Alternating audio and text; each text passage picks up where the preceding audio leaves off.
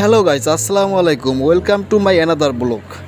সাইব ব্লকে আপনাদের সবাইকে স্বাগতম। দেখেন, আজকে সিলেট থেকে রওনা হয়েছি রেল লাইনে।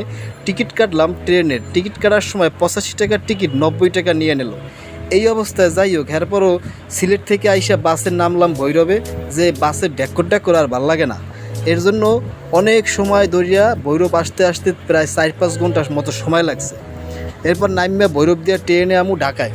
তো এর জন্য টিকিট কাটলাম। দেখেন, ভৈরবে কোনো ট্রেন নাই, কেউ নাই, মানুষজন আছে কিছু, ফল টল বেঁচে। এর ফাঁকে একটু ভিডিও করলাম আমাকে দেখানোর পান্নে। এক পর্যায়ে দেখাইতে অনেক দূরই আমাকে দেখাইতেছি। দেখেন, মানুষ আছে, আম আছে, লিচু আছে, সব কিছু আছে, কিন্তু ট্রেন নাই। এই ট্রেনের পান্নে অপেক্ষা করতে করতে 2:50 বাজে। 2:50 হওয়ার কথা, হেই গাড়ি আইছে 3টার সময়। এর মাঝে একটু হালকার উপর ভিডিও করলাম।